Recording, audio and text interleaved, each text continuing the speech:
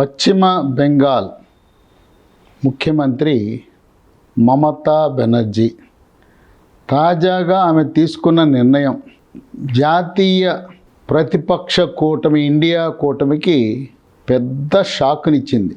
కూటమి బద్దలైపోయింది. ఇంకా కూటమి లేనట్టే. కూటమిలో నామకే వాస్తే చిన్న చిన్న పార్టీలు, చిన్న చిత్క పార్టీలు, లోక్సభలో రాజ్యసభలో ప్రాతినిధ్యం లేని ఎమ్మెల్యేలు లేని పార్టీలు 10 ఉన్నాయి 28లో. తాజా ఆమె నిర్ణయం, నేను పశ్చిమ బెంగాల్లో నాకున్న 42 సీట్లు తృణమూల్ కాంగ్రెసే పోటీ చేస్తుంది. ఈ రాష్ట్రంలో కూటమి లేదు. మీరు ఎవరు కావాలంటే వాళ్ళు మీరు పోటీ చేసుకోండి, నేను సహకరించను. నేనిచ్చిన ప్రతిపాదన కాంగ్రెస్సు వామపక్షాలు అంగీకరించని కారణం వల్ల నాకు ఈ ఇండియా కూటమి ప్రతిపక్ష కూటమికి రామ్ రామ్ అని చెప్పేసింది. ఆమె ఇచ్చిన సూచన ఏంటంటే, పశ్చిమ బెంగాల్లో కాంగ్రెస్ పార్టీ అడ్రస్ కోల్పోయింది. వామపక్షాలు ఎక్కడా కనపడటం లేదు. అయినా పెద్ద మనసుతో కాంగ్రెస్కు 2 సీట్లు, వామపక్షాలకు 2 సీట్లు ఇస్తాను. నేను 38 నియోజకవర్గాల్లో నేను పోటీ చేస్తాను టీఎంసీ పార్టీ తరఫున. మీరు కేవలం 2కే పరిమితం కండి. 4 నియోజకవర్గాల్లో మీరు ఉంటారు. 38 నియోజకవర్గాల్లో మీరు పోటీ చెయ్యరు అని ఆమె సూచనిస్తే దాన్ని కాంగ్రెస్ పార్టీ వామపక్షాలు అంగీకరించలేదు. సరే, దాంతో తెగిపోయింది. ఇక ఇండియా కూటమికి మమతా బెనర్జీ, తృణమూల్ కాంగ్రెస్కి రామ్ రామ్. ఇంకా అటువంటి పెద్ద పార్టీ ఇప్పుడు పార్లమెంట్లో 2వ అతిపెద్ద పార్టీ ఎన్డీఏ కూటమి భారతీయ జనతా పార్టీ తర్వాత తృణమూల్ కాంగ్రెస్ సంఖ్యాబలంగా.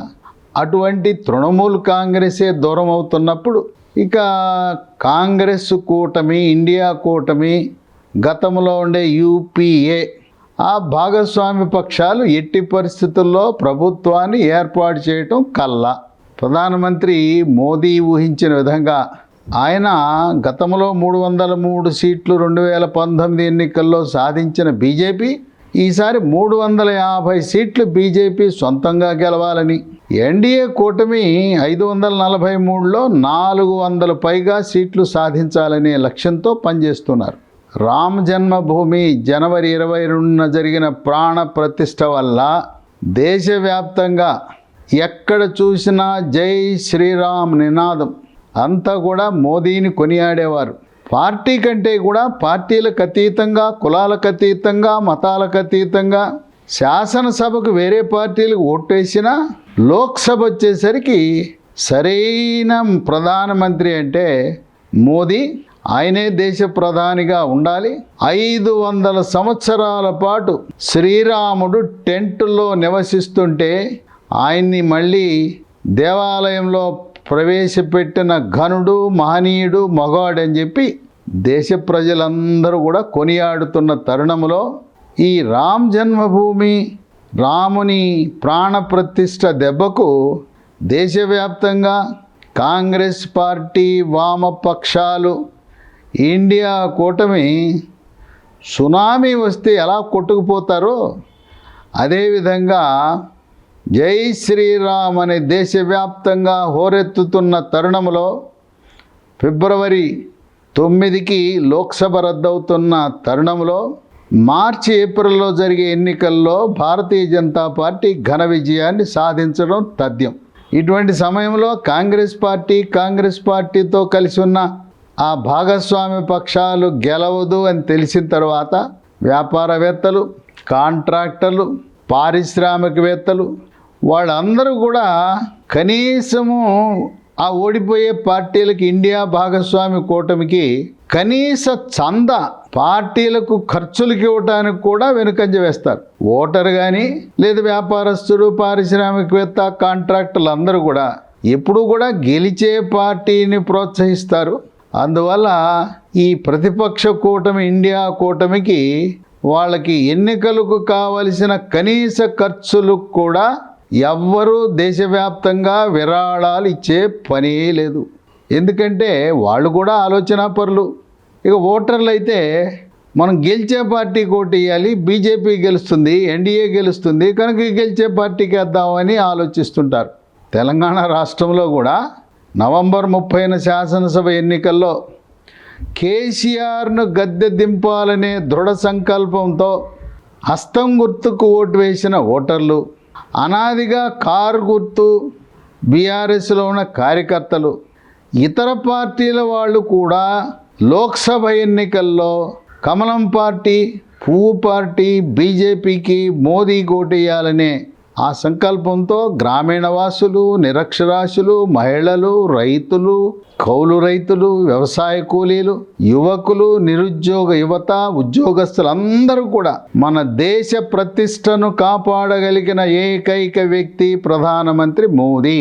పక్కనున్న శత్రు దేశాలు పాకిస్తాన్, చైనాని ఉచ్చబోయించగలిగే వ్యక్తి ప్రధానమంత్రి మోదీ. ఇంతకుముందు చైనా కాలు దూవుతుండేది, అంటే చొరబాట్లకు పాల్పడేది. పక్కనున్న బుల్లి దేశం ఈ పాకిస్తాన్, మన దేశ జనాభాలో 5వ వంతు కూడా లేని చిన్న దేశం పాకిస్తాన్, చైనా అండను చూసుకుని మనల్ని నానా రకాల ఇబ్బందులకు గురి చేస్తూ భారతదేశంలో ఉగ్రవాదాన్ని ప్రోత్సహించేదే పాకిస్తాన్, దాని వెనుక నిలబడేది చైనా.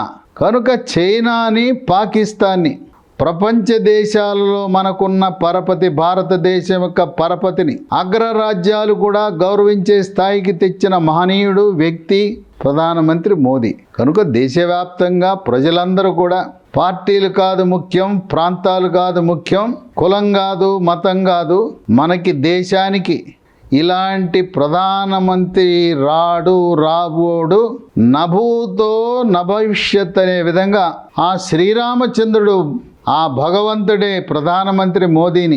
అక్కడ భారతదేశ ప్రజలు కష్టకాలంలో ఉన్నారు.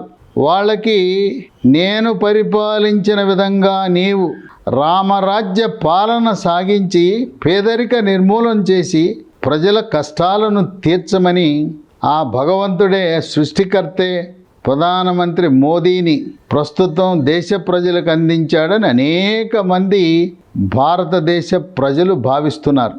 కనుక మమతా బెనర్జీ తన నిర్ణయాన్ని ఈరోజు ప్రకటించటం, 25 జనవరి నుంచి నాకు కాంగ్రెస్ కూటమి, ఇండియా కూటమికి రామ్ రామ్ అంటూనే ఆమె చాలా తెలివిగా మరొక వ్యాఖ్య చేసింది.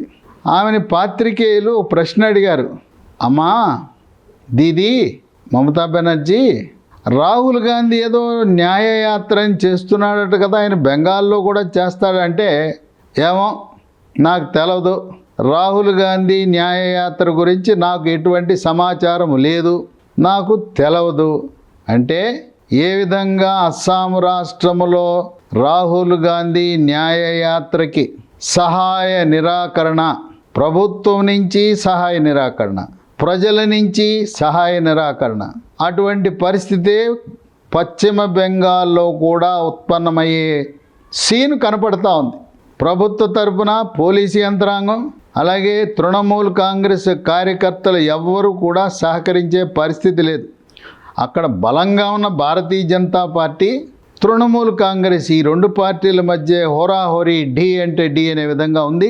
కాంగ్రెస్ పార్టీ పూర్తిగా పశ్చిమ బెంగాల్లో ఉనికిని కోల్పోయిన తరుణంలో రాహుల్ గాంధీ ఆయన పశ్చిమ బెంగాల్లో తలపెట్టిన న్యాయయాత్ర అట్టర్ ఫ్లాప్, అక్కడ శూన్య ఫలితాలను ఇస్తుంది, అక్కడ వృధా ప్రయాస అవుతుందని విశ్లేషకులు భావిస్తున్నారు.